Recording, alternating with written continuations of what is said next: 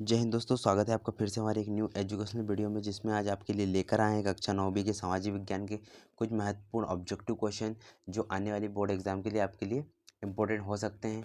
So video को पूरा watch कीजिए और इन ऑब्जेक्टिव क्वेश्चन को पूरी तरीके से प्रिपरेशन कर लीजिए ताकि आने वाले एग्जाम में आप अच्छे अंकों से पास हो सकें, ठीक ना। सबसे पहले जो हमारा क्वेश्चन आने वाला है, ब्रह्मपुत्र नदी भारत के किस राज्य में सर्वप्रथम प्रवेश करती है। मोस्ट इंपोर्टेंट ऑब्जेक्टिव क्वेश्चन है, हमने पिछले 10 साल के पेपरों से निकाले गए इंपॉर्टेंट ऑब्जेक्टिव क्वेश्चन है। तो इसका राइट आंसर आपको बता देते हैं। इसका राइट आंसर है अरुणाचल प्रदेश, ठीक ना।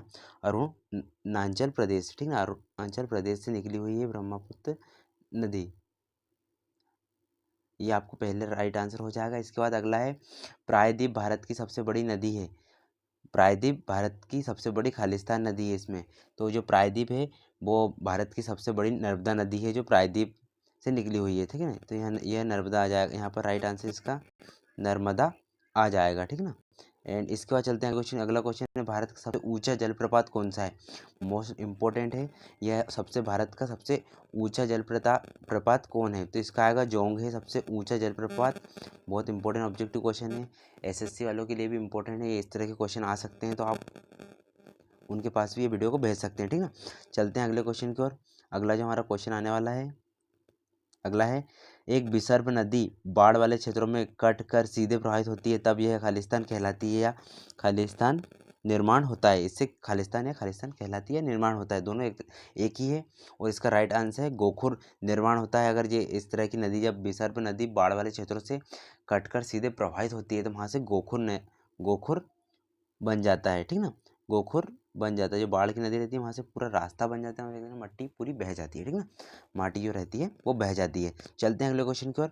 अगला क्वेश्चन है, भारत की सबसे बड़ी मीठे पानी की झील है। जो भारत की सबसे बड़ी मीठे पानी की झील कहाँ पर स्थित है। मोस्ट इंपोर्टेंट ऑब्जेक्टिव क्वेश्चन है जो आने वाला है। यह इसका राइट आंसर है बूलर में स्थित है। जो भारत में मीठे पानी की झील बूलर में स्थित है, ठीक ना। चलते हैं अगले क्वेश्चन को। ब्रह्मपुत्र को बांग्लादेश में कहा जाता है। जो ब्रह्मपुत्र नदी है उसे बांग्लादेश में क्या कहा जाता है। तो इसे बांग्लादेश में जमुना नदी कहा जाता है, ठीक ना। इसे जमुना नदी कहा जाता है बांग्लादेश में, ठीक ना। ये हो गया आपके रिक्त स्थान जो इम्पोर्टेंट हैं बोर्ड एग्जाम के लिए, ठीक ना।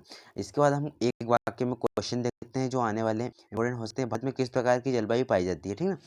तो भारत में किस प्रकार की जलवायु पाई जाती है, इसका आपको राइट आंसर बता देते हैं हम।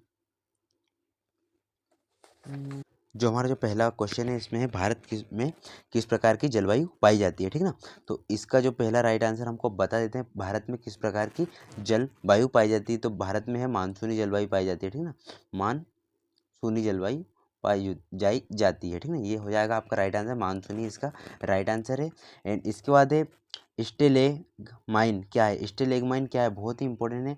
जो कटलस आकृतियाँ जो धरातल से छत की ओर होती है, मतलब कि जो कटलस की आकृतियाँ होती हैं, कटलस मतलब कटा हुआ स्थान की जो आकृतियाँ होती हैं वो जो धरातल से छत की ओर होती है, इन्हें स्टेगेलाइट कहते हैं, ठीक ना। ये हो गया।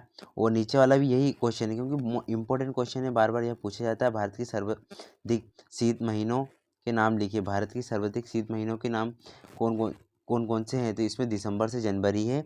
जो भारत के शीत महीने मतलब ठंडी के दिन जो है दिसंबर से जनवरी की ओर, ठीक ना। तो इसका राइट आंसर दिसंबर टू जनवरी हो जाएगा आपका। चलते हैं, गारो खासी और जायतिया पहाड़ी किस राज्य में स्थित है। जो गारो खासी जायतिया पहाड़ी है वो किस राज्य में स्थित है। जायतिया पहाड़ियाँ मतलब कि ये एक तरीके से बर्फीला क्षेत्र के बारे में बात कर रहे हैं, तो इससे मेघालय इसका राइट आंसर हो जाएगा, ठीक ना। इसका राइट आंसर वैसे मेघालय है, पर हम इस तरह से लॉजिक से समझा रहे हैं ताकि आप इससे भूल ना पाए, ठीक ना। तो इसका राइट आंसर हो जाएगा मेघालय, ताकि आने वाले इंपॉर्टेंट क्वेश्चन आपके लिए बहुत ही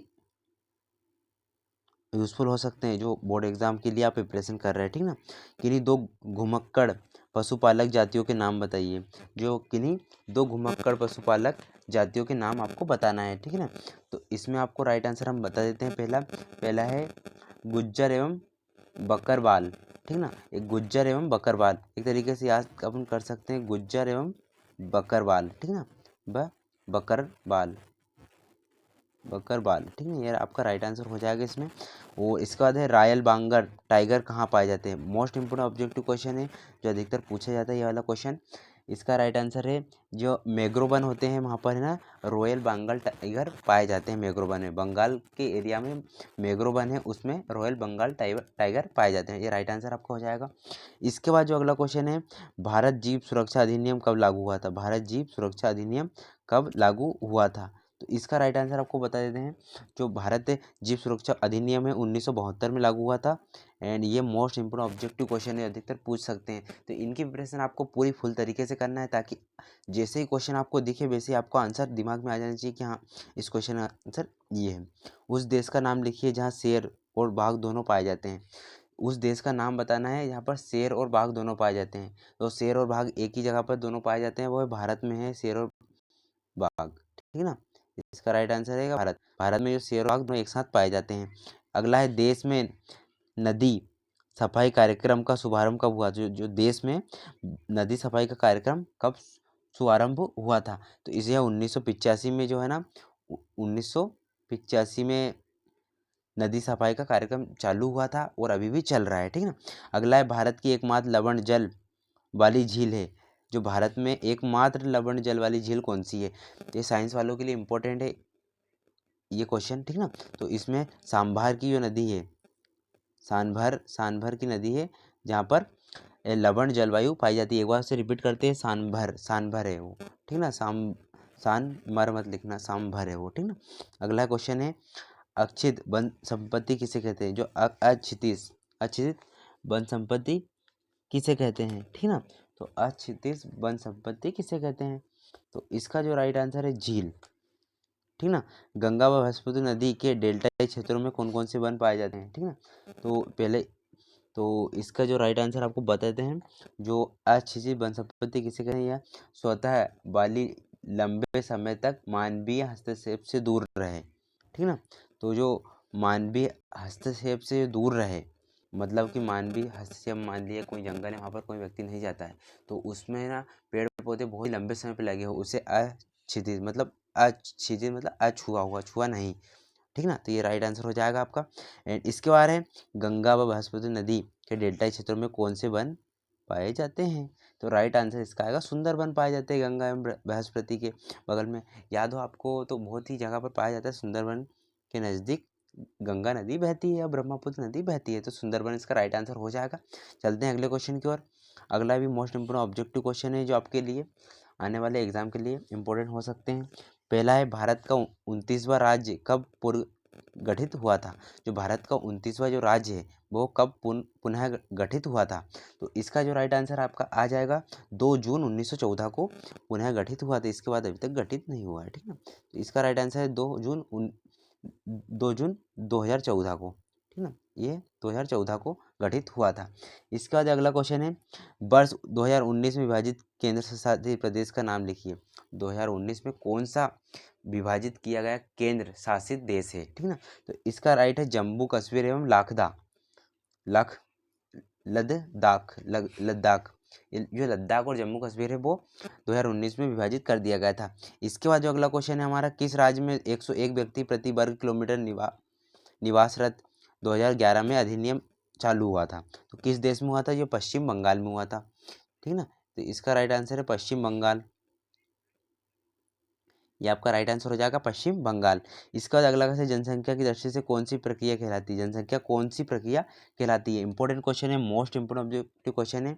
जनसंख्या कौन सी प्रक्रिया कहलाएगी? जनसंख्या मतलब कि जनसंख्या का बढ़ना, तो यह परिवर्तन क्रिया, परिवर्तनशील या परिवर्तन क्रिया ये बोल सकते हैं आप, ठीक है ना। प्रक्रिया तो परिवर्तन क्रिया बोल सकते हैं और परिवर्तनशील बोल सकते हैं। तो इसका राइट आंसर हो जाएगा परिवर्तनशील। ये परिवर्तनशील हो जाएगा आपका राइट आंसर। इसके बाद है, 2011 के अनुसार लक्षद्वीप की कुल जनसंख्या कितनी है? 2011 के अनुसार लक्षद्वीप की कुल जनसंख्या क्या है? तो इसमें है 64,429 जनसंख्या है टोटल। इसका राइट आंसर आएगा 64,429 जनसंख्या है। ये आपके इंपॉर्टेंट ऑब्जेक्टिव क्वेश्चन कंप्लीट हो चुके हैं, जो आने वाले बोर्ड एग्जाम के लिए बहुत ही इंपॉर्टेंट थे। इसी तरह की वीडियो लेकर आएंगे और मिलेंगे अगली वीडियो में। तब तक के लिए जय हिंद जय भारत। चैनल पे ना हो चैनल को सब्सक्राइब कीजिए, बेल आइकन को ऑल पे सेट कीजिए। जय हिंद जय भारत।